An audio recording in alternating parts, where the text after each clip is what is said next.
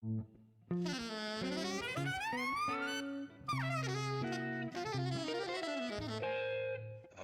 Jazz.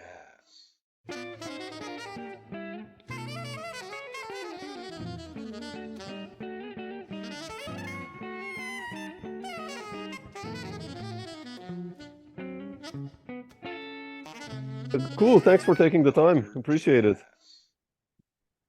Oh no, thank you for asking. Been following your music for quite some time, and you know, you've done so much different work, and I think we're gonna talk about this baby that you have here on your shirt first, I guess. The new album coming out. Yeah. Yeah, and you know, I've listened to it a little on what I could, and it sounds amazing. You know, I already like the previous one, Dreamscape, but this one is like really like a huge, I think, project. And I wanted to ask you, like, how did you decide to do this one? First of all, you wrote the music, you wrote the lyrics, you wrote the arrangements are really beautiful. I mean, the solos, everything. Like, where did the idea come from, the initial one? Well, it's you know, over a process of a few years, I got a grant from the Chamber Music America, which is CMA, not Country Music America, Yeah.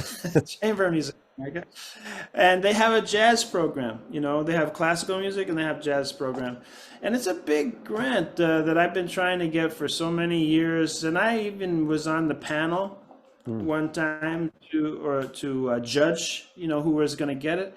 It's a really hard thing to get. So I was very happy when I got it. It was a big opportunity, and so when you have a big opportunity like that, and there's funding, you try to think of something big to do. So Dreamscape, you mentioned, thank you very much for mentioning that, is a solo, duo, and trio.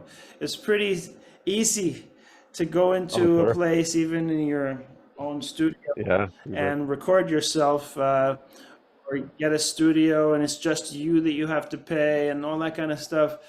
I mean, of course, with Chris Potter and Scott Colley, that required a lot of coordinating with Dreamscape because, you know, at Oh the yeah. time Chris was playing with Pat Metheny, and I think he was home in New York negative amount of days. Like, anyway, they had to add a few more days to the year to get Yeah. him Yeah. to. So anyway, but with this one, I said, wow, you know, first of all, I had to give them the name, the people in the group before I got the grant.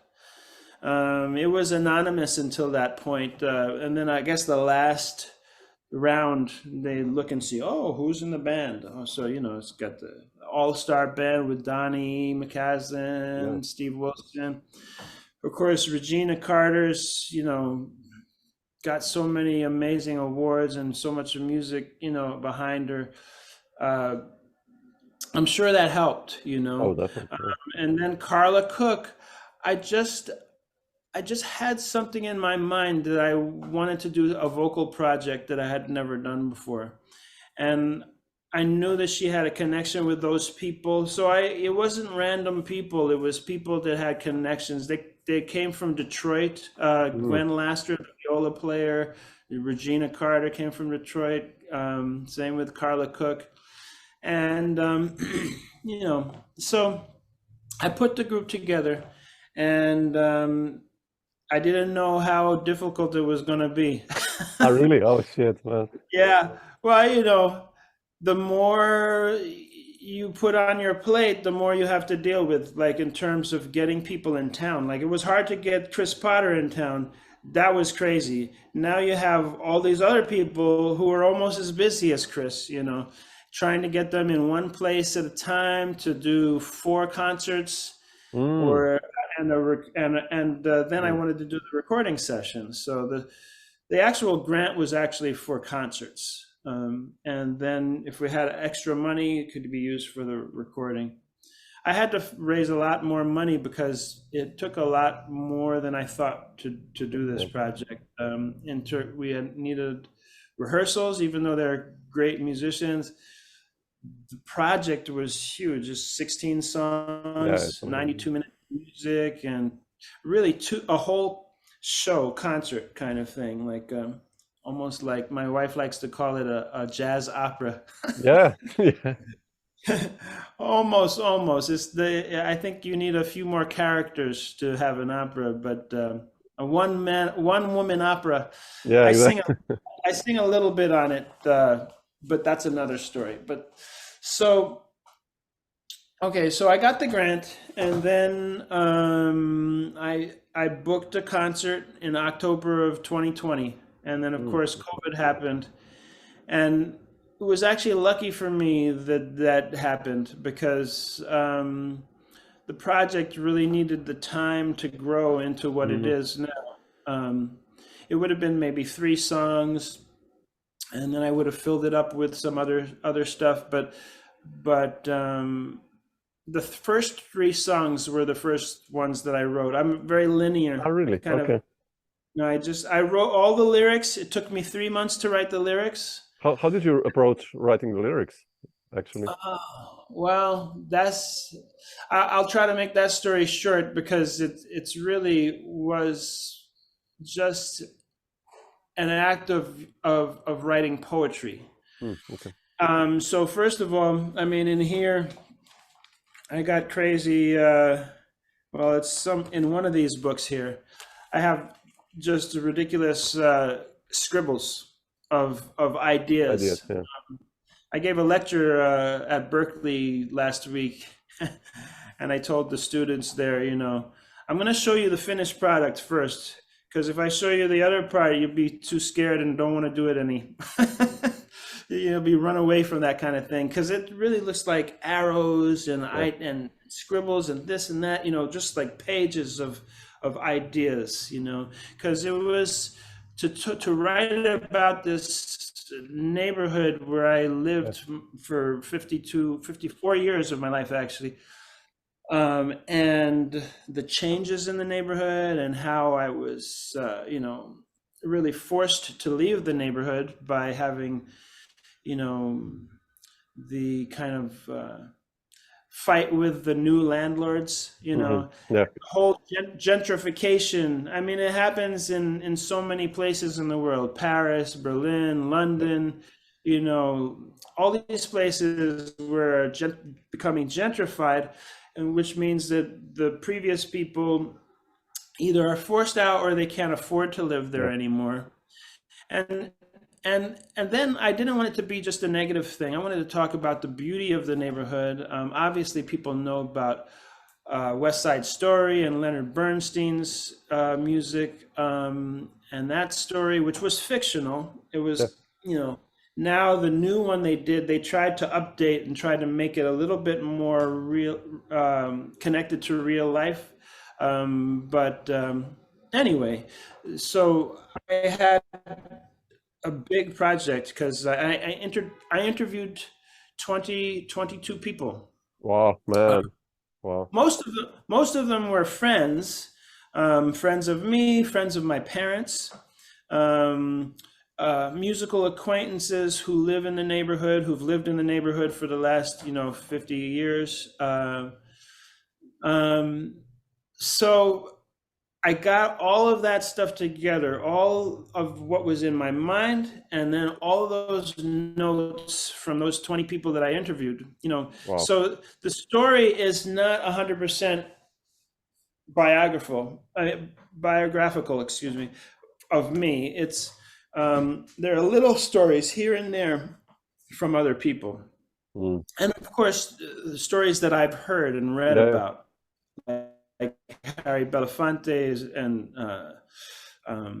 Thelonious Monk, and so those kinds of people who lived in the neighborhood. Miles, I actually walked by Miles to go to my guitar lesson because he lived on 77th Street. So I was walking by. So that is one of the lyrics that is connected to my story. I was walking by like a dog with his tail between his legs. You know what I mean? Because I was like, I had my guitar on my back, and I was like, I hope this guy doesn't talk to me because he's scary. I mean, I was like in awe of him. I Sure. wanted to talk to him, but I was too scared to say, "Hey, Miles, Mr. Davis, you know." He was smoking and looking like this. Yeah, sure. So I just walked by him, you know. So that's in the story. But there are some other stories, really cool stories from, you know, other people that I interviewed there. So I'm very linear, like I said. So I just sat down and I put down all the ideas, and then I said, I need a poem that talks about this. I need a poem that talks about this. I need a poem that talks about Oh. that. And during the process, to get myself writing, because I've written poetry but not lyrics, I just challenged myself to write haiku. Yeah. So that's a specific form, and it's short, you Yeah, know. yeah. So let me just see if I can do something with these haiku. And then a couple of them came out really nice, and then I tried a few others and a few others, and then the other poems were long, you know. Sure. And so it was kind of nice to. It ended up that I interspersed the short ones The haikus, with yeah, the, yeah. you know, and it ended up that I had 8 short ones and 8 long ones. So it just happened that way. I looked on my notes and I said, cool, I'm going to order it this way because of, you know, it turns out that the first half, act 1, so to speak, Yeah. is, you know, a lot of younger stuff, you know, playgrounds and family and growing up, and then the second part is a little bit more deep into the change of the neighborhood, the rise of homelessness, the crime that was famous in the 70s and 80s, and the graffiti, you know, that was around all the places before they cleaned it up to make it look, you know, like the Upper West Side looks today. That's a nice little side thing. Since you probably know and admire Adam Rogers Yeah, sure. and Ben Porowski, the drummer. So in this picture that I had illustrated by a great artist to recreate this playground that was on the corner of my block from 1968 to 72. I couldn't find any good pictures of it. And in the video that I made, there's a couple of grainy pictures from the beginning of Sesame Street. Oh, wow. Okay. Yeah, it was used. Big Bird marched them in to the playground, and I cut Big Bird out of the picture because I didn't want to get sued, you know. But anyway, it's really grainy. You can hardly tell. It's just a few seconds. And so I got this thing. And you can't see from the t-shirt, but on the walls and various different places, there's graffiti tags. And those are actual graffiti tags from Adam Rogers and from Ben Porowski, who lived in the neighborhood at the time. That's crazy.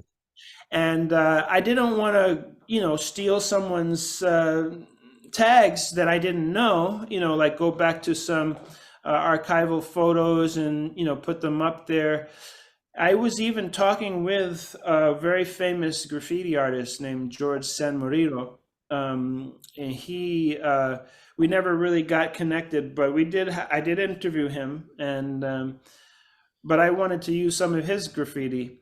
But, you know, so it was kind of nice to use 2 of my friends' graffiti and just put it up there, and it has a jazz relationship, you know, it has a music relationship too. So it's not just random stuff. It's really historic, and that they were living there at the time. And so you know, the second half talks about homelessness and crime, but also Robert Moses, who was one of the main architects of making the new New York City, building parks and roads and infrastructure, and also things like Lincoln Center. Yeah. You know, so Lincoln Center replaced they tore down a neighborhood called San Juan Hills, and 7,000 family had to move, 800 businesses had to move. But in terms of my lyrics, I said, music, dance, and drama grew on the bones of San Juan Hill. So out of that destruction and eviction and exodus of these people comes this, it's a beautiful thing. So some people really don't like Robert Moses because he would put a highway in between a neighborhood. Now there's two neighborhoods. They can't even connect, you know? Things like that. And people had to be evicted, things like that, called, so I mean, so that was one of the things. And then there was this terrible act of crime in Central Park. I don't know if you know the Central Park Five. No. Well, it was a big thing in the 80s. Okay. A poor woman was raped, and then these 5 black kids were put in jail for the rest of their lives, and Donald Trump was calling for them to be executed. And it turns out they spent 15 years in jail, and they were innocent. Oh, wow, that's crazy. And so there's a song, there's a reggae tune that I call Central Park Life. Central Park Life is birds, trees, weed, and for 6 it was hell. You know what I mean? So anyway, so it gets pretty deep, and then I have a spoken word thing talking about my life there and my family there. So to me, it's like it fit, it fit that kind of drama of and form of growing up and the history and then what happened and stuff like that. So that's how I dealt with the poetry. I just sat down, I wrote it all out, and 3 months later I was done. And then I started from the beginning and I wrote all the music, and that took me 1 year. How did you approach writing the music? Like on the poetry, or did you like start with some snippets like harmonic ideas and then or? Well, you know what? I will say that the last thing you said probably did happen a little bit, but I started with the poetry. I was really with the poetry, and then of course I had to come up with music that came with it. But I didn't write the music and then say, which poem should I put this to? Yeah. I had the words there, and I was like for instance, in We Used to Dance. The second one. I knew that I wanted to be something that was Latin and kind of connected informally to the salsa that I heard in New York City growing up, and it's not salsa, but it's son montuno. The vibe, and then I was talking with John Benitez, the bass player, and he said, "Man, you should do some changui in there." I was like, "Changui? Wow, okay, cool." And in that, it's really played with the tres, the 3. This is, it's going to be out of tune, but I don't play this instrument except for just for fun, and I have to teach myself every time I pick it up because I don't really. I play the 12-string guitar, and so the 12-string kind of imitates this sound a little bit. So I put.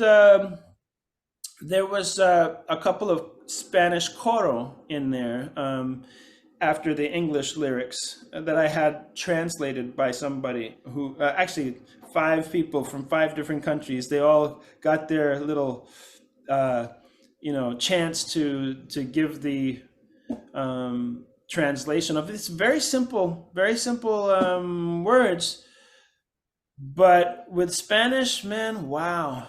every country is different. Yeah, sure. Yeah. And so the people from this country would say, no, we wouldn't say it that way. No, we wouldn't say it that way. And I'm like, oh, no, not again, you know. Finally, the last person was a teacher from Colombia. So I said I would trust her, you know. But even then, after that, there was something that we changed but John was like, oh, you can't say it this way. You got to do it that way. And I had to change it last minute. But the point was that there was this point in the song where it changes to porque tú dices adiós. Why do you say goodbye? You know, and so that's when it switches to the Changui. The next one, Love Can't Live on Nostalgia, I knew that I wanted to do in 6/8. And then also John helped out. He said, you know, you should do Bembe. And I was like, Bembe, well, okay, what is that? You know, I mean, I knew Bembe, but I didn't, most of my 12/8, 6/8 kind of stuff is more African feel. Yeah. And then I thought I kind of knew what the Cuban feel was, but you know, not as much as I should have. So I got some nice tutorials from John, and I checked things out on YouTube. So I had these things in my mind, and I knew the keys that I wanted to deal with, because it starts, the first song starts out kind of with all white notes, and then the second song is also kind of like that. So then I went to C minor after that, you know, and so yeah, the music, it takes little things from here and little things there. I knew the vibe I wanted. I knew the kind of rhythm. And then for the melodies, I had to just live with the lyrics, you know. You know the whole jazz police thing about knowing the lyrics of the songs? Yeah. Sure. Yeah, I'm not so good at that. And I'm, you know, may Barry Harris, you know, not roll over in his grave, because, you know, I really worship Barry Harris, but, you know, my brain is really not set for lyrics except in certain instances. Like my mother, she was an opera singer. So she sang in 7 languages, and I only knew one of the languages. But I would turn the pages for my father, and could read Auf den Einer, you know, I could see the German Italian words and the German words. Yeah. Turn the page, I could see the high notes and the low notes, you know. But I didn't really understand it, but I understood the feel of what she was singing, even without understanding the words, you know. And so, and then of course, when she sang spirituals or show tunes, then of course I understood the words and could really feel it. But so writing, so the lyrics, you know, were really important for me to make them understandable and natural. You know, I didn't want to write something like guitarists or pianists can do, you know, just like a lot of stuff going on, and there are some songs which have a lot of lyrics and a lot of different kind of intervals and different kind of things, but it was really, I wanted it to be conversational, and like so, and luckily, I mean, Carla Cook is amazing. Yeah, I mean, she's really good. Yeah, you understand everything she says, you know. Yeah. And it's not just because I wrote something that I wanted to be understood. It's because she has this diction that is like killer. It's like, it's almost amazing. I mean, it is amazing. I just, you know, it's remarkable every time I hear some of it, to, you know, how she starts words but ends words and makes the word into something. You know what I mean? Yeah. So anyway, yeah, I don't know if I answered your question. Oh, you did. Sure, beautiful. Yeah, I mean, like for instance, I knew that the Central Park song, because it talked about weed and love, it has to be reggae, trees. I knew that I wanted to do the reggae thing. You know? When I did the one about homelessness, it turned into a slow blues. and that one, it made sense to me because blues is a three phrase thing, and I mean, it's not the same kind of three phrases, but the haiku is three phrases. So his bed is a box. Yeah. Old folks, children wander by, our neighbor again. Yeah, 5-7-5. And so I cheated a little bit because in there I put an and in between old folks and children wander by. But later on, it's true. But I didn't realize that I had done that until later. But again, I fooled around with it because I do a couple of choruses where she sings it like a blues, and then the tag, the AAB of the blues is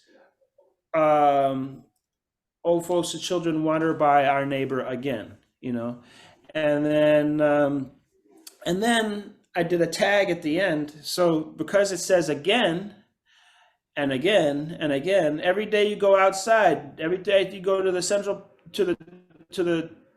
subway, you pass the same neighbor who's living in the box. So I repeat that, and then it made sense to repeat that line a lot of times, again and again and again and again, So that's, it came organically from the lyrics, that form came, of the blues. I mean, I always loved the blues anyway. I'll put the blues anywhere, Sure. But there it made sense, and the Latin things made sense when it was, in the songs, it talks about the clave, I go to the Latin, and then I go back to swing, I mean, it could be cliche, but it, it's text painting, when I was, I mean, I did it on purpose for fun because I like that, I like when the music reflects the lyrics. So when there's the one about the fire truck in the playground, and you hear the sirens and the honking, and the one about in Central Park where the birds and the insects and the all that kind of stuff. And then the one about Robert Moses is really kind of like John Coltrane, kind of like church kind of thing, where Donny starts with this long thing like prayer to God, and then she comes in talking about Moses was a pharaoh, and they're all the biblical references, that kind of got me there because of the spirituality of Coltrane's music. I just felt it's not pulled from any particular thing, but it's just a vibe that I was feeling. Anyway, I could talk about this forever. No, beautiful. I mean, to hear you to talk about it. You mentioned Donny. I wanted to ask you, how did you decide for Donny and for Steve and Regina, all these guys, Well, Steve, I've worked with a lot over the years, and Donny, he was on one of my CDs. It's hard to find because the record company decided not to put it on Spotify, but it's called Live. It's called Live Grooves Epic Tales. Oh shit, I haven't heard that one. Ah shit, okay. Oh man, I like it. It's really like the climax of my Kaleidoscope music. The Kaleidoscope started. Well, let me answer your question about Donny. To make the answer short, I met him when he was visiting New York when he was a student at Berkeley. Oh, really? Oh, wow, already. Wow. I think in the 80s or maybe the early 90s or something like that. And so we did some sessions. We just played some music. I was teaching at a school, and then we just used the classroom and had some fun, played some music. He was good friends with other friends of mine, like Ben Porowski, who I also knew at those times, because he was a little younger than me, but lived in the neighborhood, but also went to music and art high school, and I guess he met Donny at Berkeley, and anyway, so it was really it made sense to have him, but there are so many great tenor players. I could ask so many people too. I don't know exactly what happened at that particular point. I had not, the other record had not been so long ago, and Steve, I knew that I wanted somebody who played the multiple instruments. So he's on alto saxophone, but even more than that, he's on flute.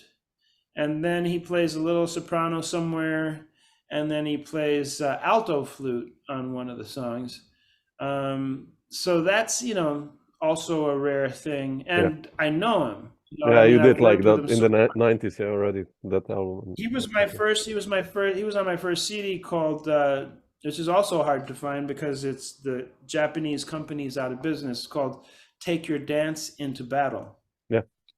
And I did put out maybe 2 tracks from that song, from that album. But the rest of it should come out eventually, because it was a nice record with Billy Drummond and Don Braden, right? On it. Don Braden, right? Don Braden, Steve Wilson.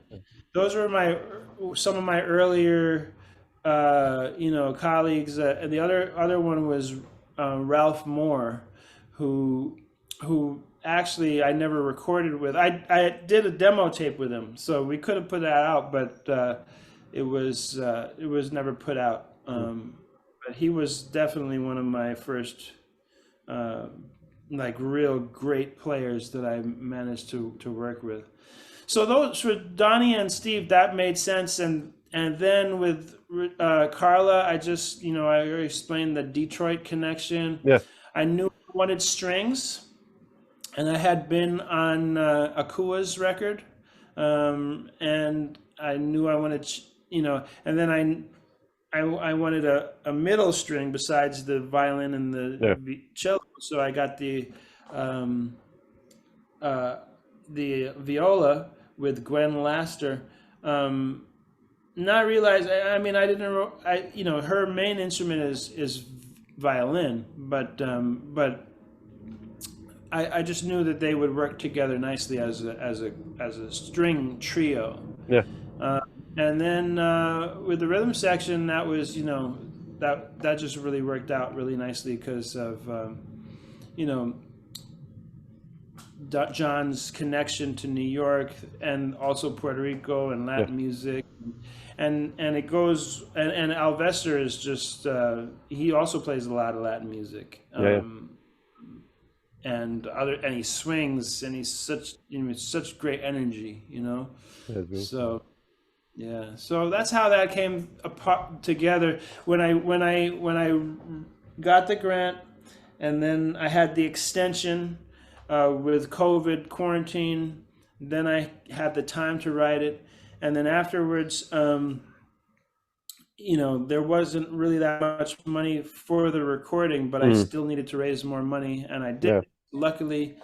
And then we found a couple of dates that everybody was available. Really very difficult. And then we did that kind of crazy thing where you just go in the studio and say, we need to get through this much music, in this little time, So, and then, everything after that was good because we got the tracks down and everybody's such a professional. Oh yeah, sure, it's incredible. Yeah, so, beautiful. Anyway, so that was the connection that there's this. Oh, I was gonna say before I finished the Donny story was that there's the straight ahead me, like from the first record, which has a lot of Latin and other influences too. I was never like a straight ahead person where I only played swing. You know, I was always interested in Latin music, Yeah. African roots, and blues, and but I played only on the electric guitar. And then there was this time when someone, a really great bass player named Torben Vestergaard in yeah, he was living in Brooklyn, and he said, "You got to come to this gig. It's going to be a trio gig, but bring your classical guitar." And I was like, "No, I don't play jazz on that." He said, "Come on, man, it's going to be good." I said, "No, man, I have a terrible pickup, and it's not like this. I don't want to play this, man." You know? And he said, "Come on, it's going to sound great." And I said, so he made me bring it.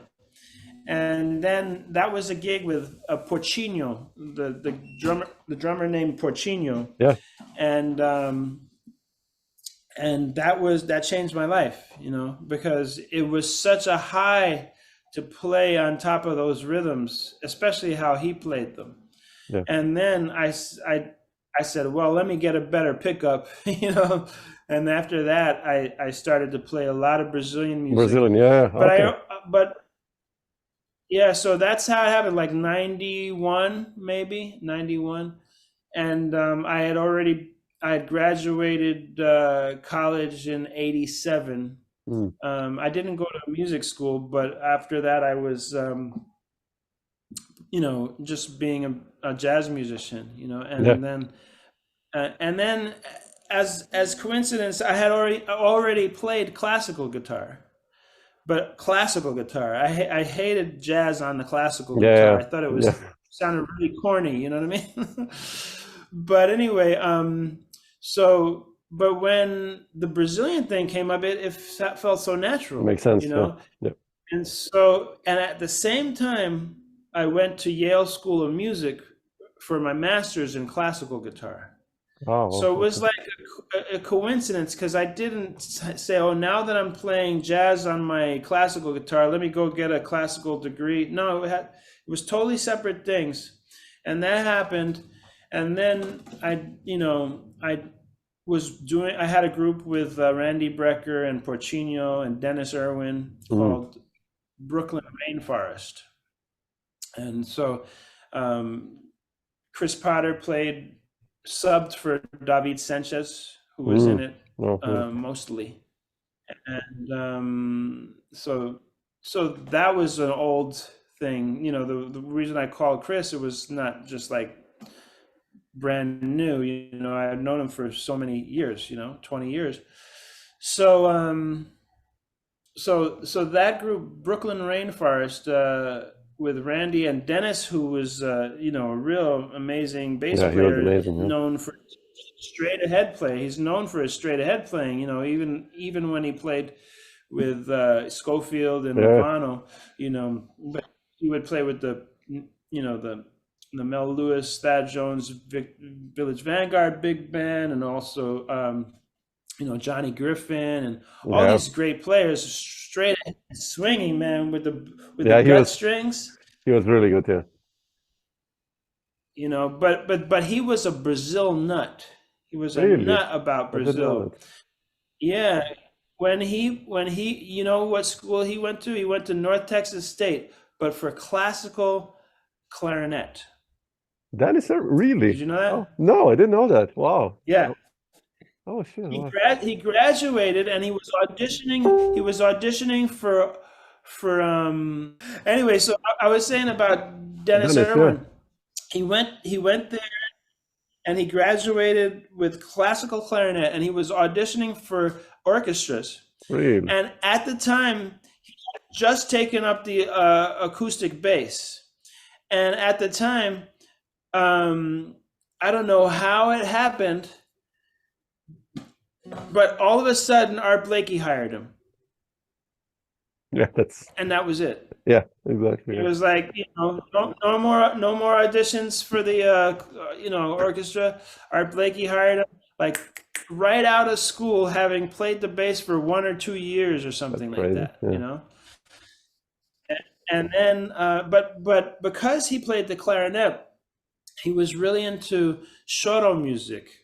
And that's even before the Brazilians got really back into the choro. Choro is really big these days, but back then it wasn't so popular, in the 70s.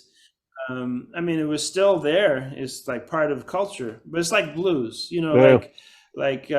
some people are really into blues, but and then there might be like a craze, Stevie Ray Vaughan, it might make it really popular, but anyway, I think it's similar, but of course, cross-cultural comparisons are always fraught some error. But anyway, so he would make me tapes of Pichinguinha, of all like cassette tapes, like 2-hour cassette tapes, and it would just say Brazilian music or samba or choro. It wouldn't say the names. And so I would just put because it was so amazing, like so much music, and so I would just listen to the stuff, and then so every once in a while he would get out his clarinet, and we would do like a choro song, Wow. as a contrast in our sets, So at this point, I had not yet recorded any of that music, and like true to my kind of way of approaching music, I started writing original music with the Brazilian beats, with that influence, So a bossa nova, a samba. Then when I learned what a baião was, I started to write some of that stuff, and so it was. It's like flavors. I really like that flavor, man. I add that to my music. You know what I mean? And I was trying to be respectful of the music and not be ignorant and just play it really badly,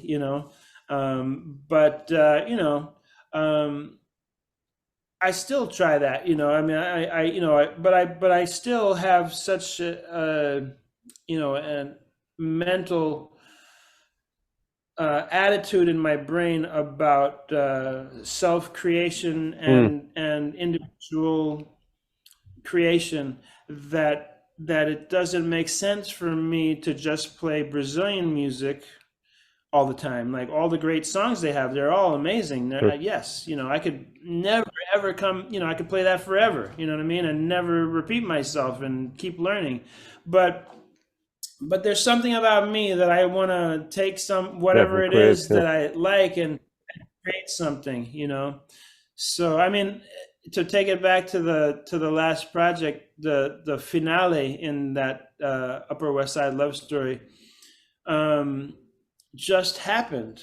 I mean, it happens to be a samba in 3, and which is not very normal, but it's been done before.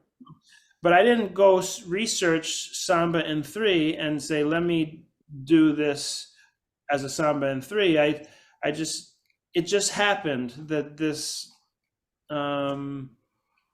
sound came out of the more I don't know which came first, the introduction, which sounds a little bit flamenco, or the samba thing, but again,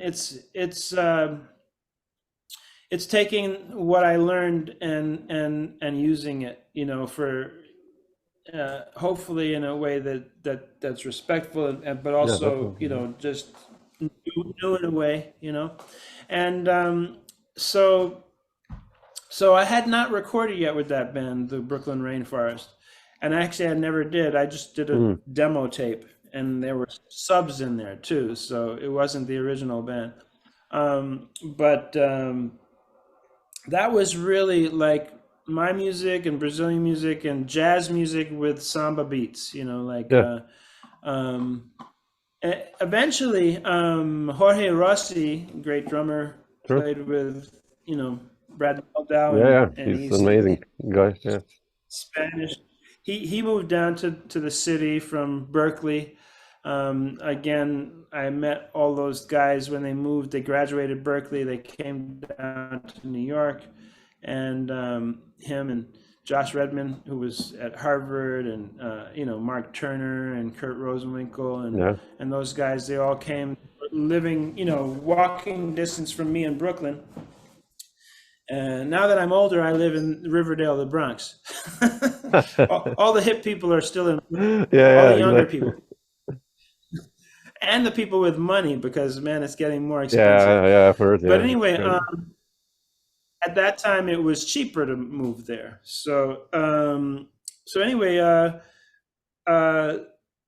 Jorge called me to do a record that was actually supposed to be Chris Cheek's record, the tenor player, and because the Spanish producer wanted a modern Stan Getz, you know, so kind of that Brazilian kind of thing. Yeah. And then it turned into my record. It turned into my record because it was kind of it wasn't a silly thing to ask Chris to do it, because he has such a beautiful sound. And that's the one with Edward Simon also, no? On piano. And yeah, exactly. And Avishai and Diego Urcola and all these guys, right? Yeah. I have that. Yeah. Exactly. That's a beautiful record. Yeah. So that one was supposed to be Chris's record because, Really? you know, the Spanish producer, not Jorge, but Jordi, yeah, Puyol. Yeah, Jordi. Exactly, Jordi. So he said, man, I could really hear Chris doing that. But then I had most of the songs and most of the arrangements, because I was playing that stuff with the with the Brooklyn Rainforest. Anyway, so a lot of those songs were original from that group with Dennis and Porcino and Randy, and then ended up being on that one. And then I did Brazilian Rosewood after that, kind of continuation of that thing. It had Edsel Gomez on piano instead of Edward Simon, but it still had Avishai and Jorge and a Israeli percussionist named Gilad. He was the first Gilad in New York. and then now we have Gilad Hexelman. Yeah. But back in those days, Gilad only used one name. He was Gilad. And so that's why on my CD it says Gilad. That's it, Then when they moved back to Israel, where there are thousands of Gilads, so now he's using his last name again. Because in Israel it made no sense to be Gilad. It's like, what do you mean Gilad? That's like Joe. Yeah, exactly. Joe. What does that mean? So, but in New York, really, there was like no other Gilads. There was another pianist who came a little bit later, but anyway, in the music scene. Yeah. But anyway, so that was that kind of thing where it seemed like I was playing Brazilian music. I played most, not 100%, but most on the nylon string, and on those records. And then I did a record called Live at Smoke, Kaleidoscope, Live at Smoke. And that was also with Gilad, but with a drummer named Willard Dyson and Greg Ryan on bass, and some of the same horn players, Chris Cheek. I got Steve Wilson in there, and Diego Urcola, great trumpet player. Yeah, he's amazing. And then Edsel was still on piano.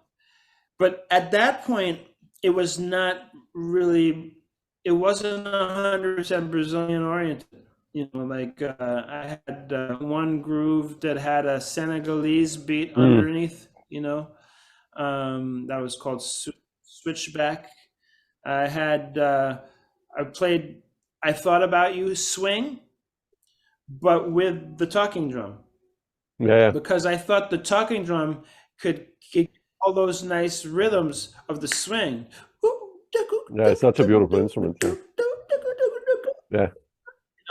So that was like a mixture of, who does swing with the talking drum, anyway, I felt like that. And then I had, the thing that was, the title cut was Kaleidoscope, and it's kind of flamenco. Yeah. It has the sounds of the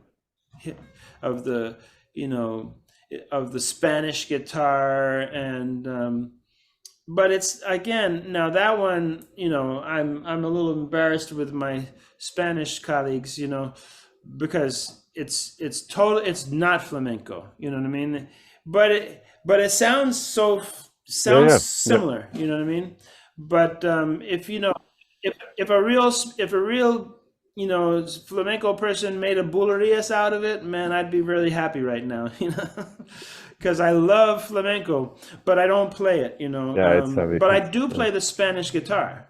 So to me, I've been playing those sounds my whole life, but not in the flamenco tradition of the exact forms, the alegrías and the bulerías and the soleadas. I don't, I listen to those.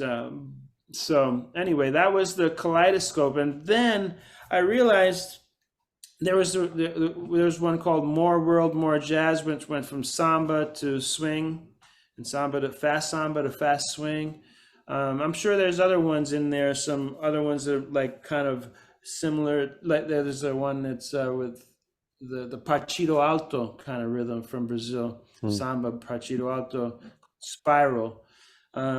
Anyway, the point was that it started to go like this, and it was so really the kaleidoscope. After that I started calling my band the Kaleidoscope, so that it kind of referred to the different kaleidoscopic feels and sounds, and influences. It's not just one thing, so. And then I liked to call myself world jazz, whatever that means. It doesn't really mean much. It can mean anything. The same thing with jazz. What kind of jazz are you talking? You know what I mean? So that's what I did with. So that's where I was with the world jazz. I mean, that kaleidoscope thing kind of went past. So if you listen to the one that you can't find on Spotify, Live Grooves Epic Tales, that one is with Donny and Steve, and the rhythm section of electric bass, Patrice Blanchard and Willard Dyson, who was on the Live at Smoke. And a Spanish piano player, really nice player named Juan Gallardo.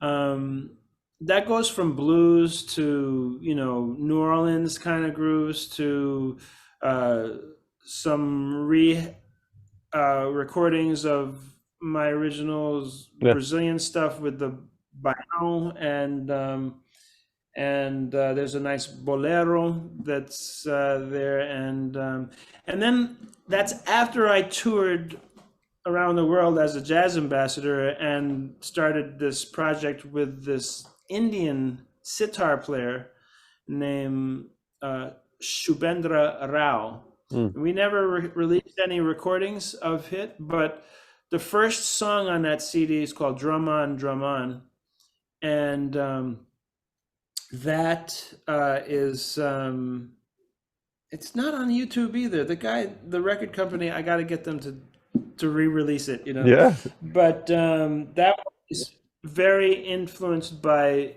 Indian music and Middle Eastern music, because I had gone on tour to Egypt, Jordan, Syria, Saudi Arabia, India, Turkey, Oman. And so in that trip, I really got influenced. I just liked that sound. And I thought the interesting thing with the 12-string, that metal sound and the sitar blend. So that's what I did that. And so I guess that was how I, but I'm still at home like a straight ahead guitarist, and like I love Grant Green, I love Kenny Burrell, I love Wes Montgomery, and I play all that stuff. Like last night I played at Mesro. I played all these old tunes, like from beautiful, man. Lee Morgan and and Grant Green and stuff like that. And so I, right now, I mean, maybe I'm confusing my audience, or the music business. you know, like solo, duo, trio. Like Yeah, half of man, it is that's like, such a beautiful album, man. That's really, thank you. I mean, you know, like, so if you listen to that, I mean, I should ask somebody else, you know, like, but I just got to do what I got to do, and no, I yeah, come up yeah. with the music, and I have to do it. It's not. I mean, I know that you should brand yourself with a certain style, and you know, and therefore people can put you in Spotify. They say, "Oh, this sounds Yeah, like so and so," or yeah, you know, and other artists will come up sounding the same. You know what I mean? So that's a really hard thing for me to do, and so I don't know. I hope in the end it all pays off. But I understand the business end of it. They like things that can be yeah, labeled, yeah, and you know, that's why I thought world jazz would be cool, because that could be everything. You know what I mean? Swing too. Why yeah, not? You sure, know. yeah. So, but Yeah, but you worked with Ben Riley also, right? Which was like yeah, at the yeah. I same mean, time speaking of this, yeah, other story than what you did with the Brazilian music and world music. How did you end up working with him actually? I mean, for quite a long time. And monk music, you know, that's like yeah, it's different like beast. 10 years. He's you know, I've always been into Thelonious Monk, you know. Okay, let's see. How did it work? First of all, the producer for that was Don Sickler, Yeah, and he's a trumpet player, and he arranged most of those things, which is, for the people who don't know it, is Thelonious Monk's. It's basically transcriptions of Thelonious Monk quartet without the piano, and then replacing the piano with four horns and or so. guitar. Yeah, Four horns and guitar was playing all the stuff that Monk would play, you know. Even some of his solos. We would go through a whole solo on Straight No Chaser or on Rhythming or something like yeah, that, yeah. where every note that he plays is played from the baritone saxophone to the tenor and the alto and the trumpet and the guitar. Yeah, So I had to get my whole tone licks yeah, happening. So I think Sickler called me for that because he knew me as a straight ahead player. He didn't know me as a Brazilian oh wow, player, interesting. or as somebody who's playing, you know, Indian music with a sitar player. I mean, he wouldn't, if that's all he knew, he wouldn't have called me, you know. But he heard that I could read music, and there was a lot of notes to read, Oh man, yeah, because it was kind of like a little bit opposite from Thelonious Monk's approach. yeah. I mean, there are a couple of big band arrangements, you know, the Monk at Town Hall, you know, arranged by amazing people. But Monk never did that kind of arranging. Yeah. He wrote the song and he played the song very specifically. Like, he didn't just play random shit. You know what I mean? He, you know, his one blues would sound like that blues. Yeah, Blue exactly. Monk would sound like that blues, and you know, Straight No this Chaser, other yeah. would sound like that. It's a different song, even though it's still a blues. You know, so it was kind of like a battle of playing the arrangements, but still keeping the spontaneity and looseness of Monk alive, you know. Yeah. So, and it, you know, it was a challenge to do that, but also to read the notes, because the notes Sure, were man, that's heavy. to play a Monk lick, even one bar of a Monk lick, you know, let alone a couple of choruses, you know. So yeah, you know, it was really a challenge. So even though he heard that I read well, I mean, I don't think I read well at the time. I think I could figure things out, and like most guitarists, you know, like figure it out and then play it. Yeah. but eventually having to do that a lot, it helped my reading get a little bit better. And then also I just love swinging with drummers, like with any drummer, Porcino, Alvester and Jorge, and shoot, man, and Ben Riley, man. I mean, I was just listening to that stuff all the time. How he plays the triplets and swings, and it's kind of like, I don't want to compare him, and like, because that makes it sound derivative or something. But like the whole Roy Haynes and the Elvin and that kind of thing, where it's swinging, but then there's something else there. You know what I mean? He's so anyway. That's enough of the comparisons. But the point was that I really enjoyed swinging with him and playing with him, and so we had a great time. And toured for about 10 years. Wow, that's amazing. And there's a nice record that is I'm only on half of, called Grown Folk Music, I think it's called. It's with Wayne Escoffery, speaking of another monster player, tenor player, you know what I mean? Great tenor player, I mean. So that's really Wayne's tribute, and to Ben, having been in the band with Ben, the Monk Legacy Septet, Ben Riley's Monk Legacy Septet. I did a trio record that's Monk Restrung, and that it was mostly trio, but then it had some duets, like with Romero Lubambo and Peter Bernstein and Howard Alden. That came out because there was a guy who wanted to produce a record of mine and said, "Hey man, I'm hearing you in the Monk Legacy Septet, but there's all these other instruments and I hardly get to hear you." So he could do a trio record, and so I did that record because and then, if you notice, that record also brings a little bit of other influences in there. The middle song is Misterioso on 12-string guitar, really slow. I love the 12-string, man. Also, and then there's two songs with Romero Lubambo, the great Brazilian guitarist, with Monk's Mood as a bossa nova, and Just You Just Me, the Monk version of Just You Just Me, as a samba. And then there's some other things, like I think there's a song that kind of uses a New Orleans beat and stuff like that,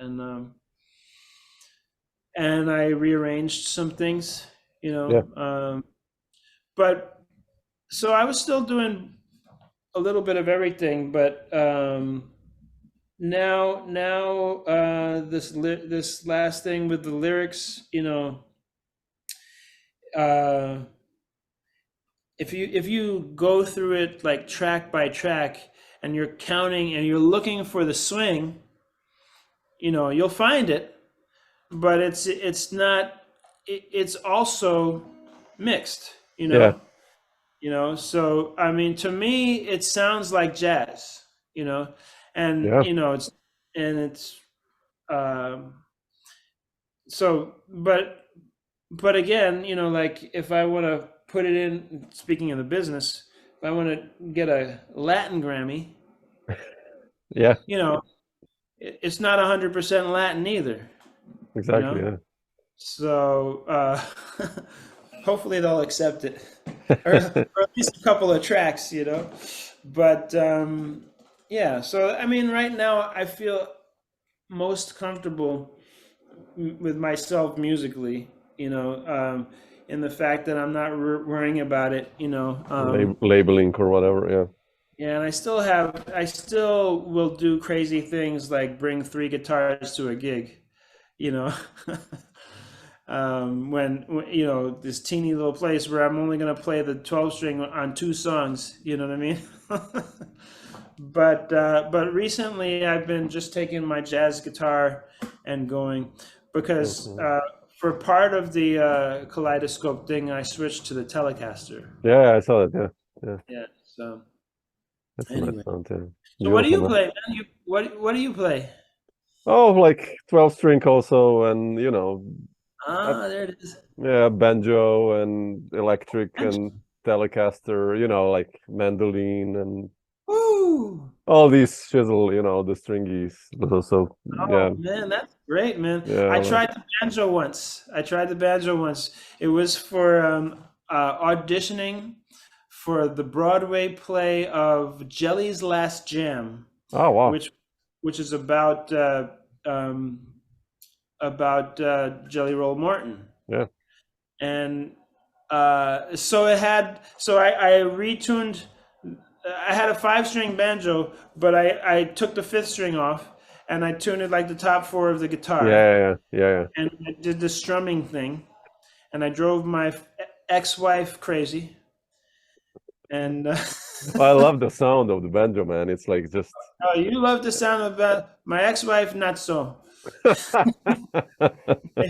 Maybe it was my playing of the banjo. Maybe. That was the problem. But yeah, so really, the only thing that the 12 string is the one that's most, and there's this, and I have 2 ouds, man.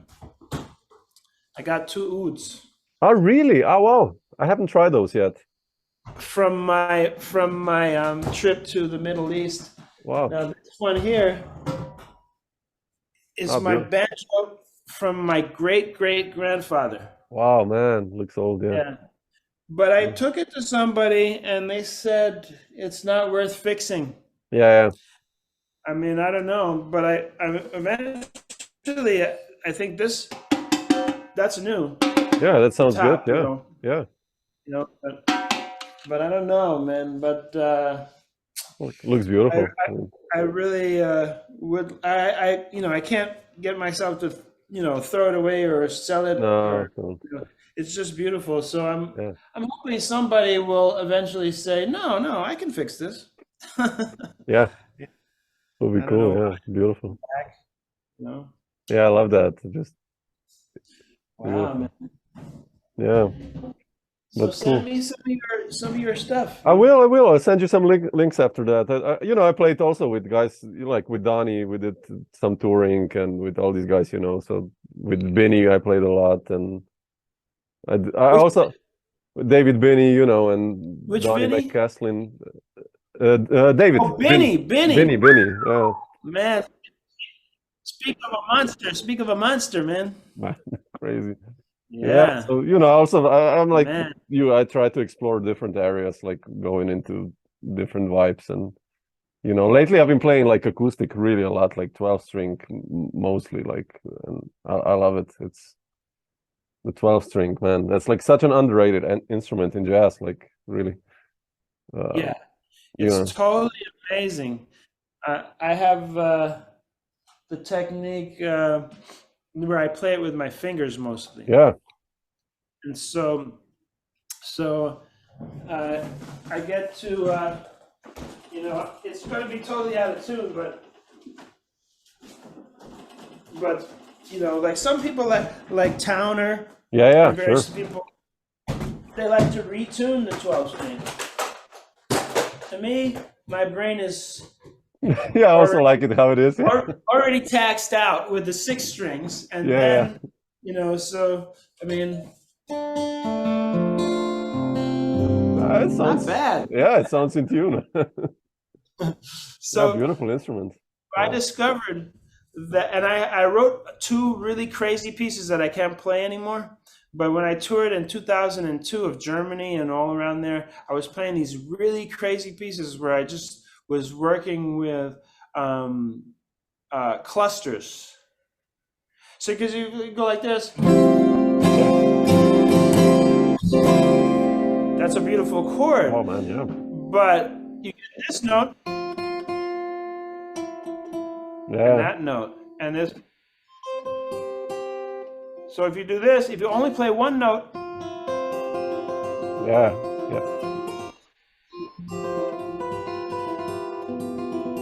so the one of the songs that I wrote,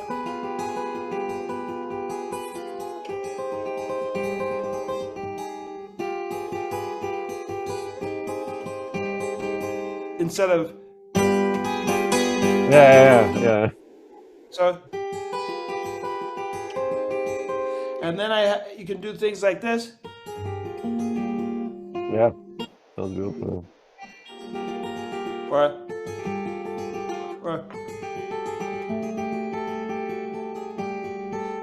you can't do that like Yeah. impossible. You know what I mean? Yeah. So It's a beautiful that was instrument, really beautiful. Yeah. that was my in this one song. That was my agogo bell.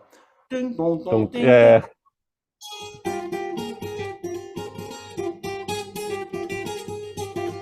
Yeah. Beautiful. You know, so that's what I was doing with that. You know, but I only found it because it was an accident. Really? Because I played classical, and I put the pick down, and then I just said, "Well, what is this? It sounds wild." Yeah, you know yeah. what I mean?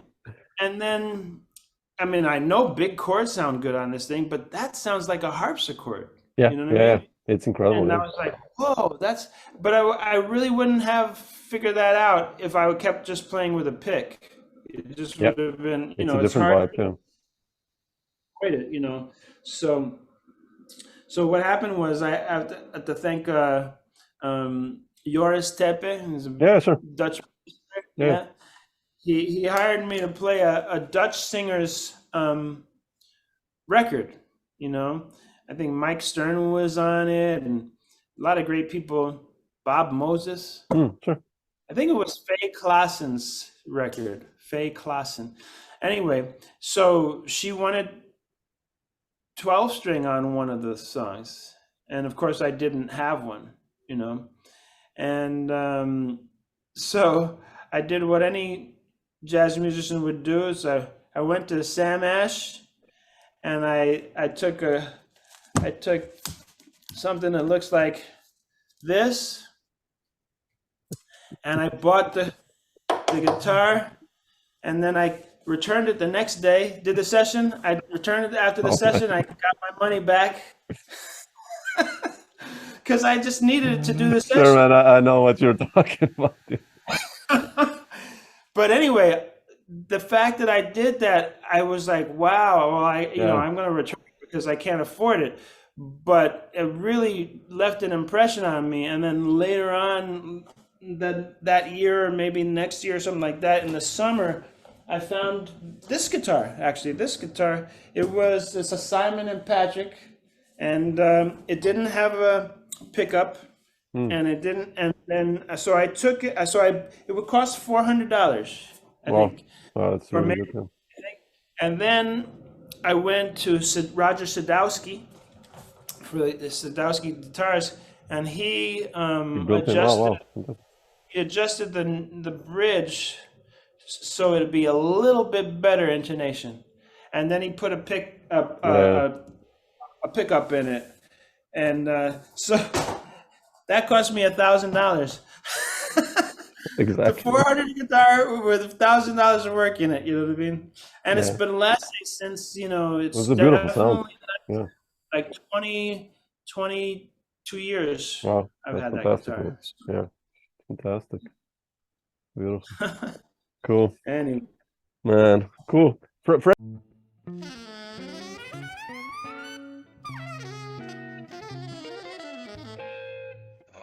Jazz.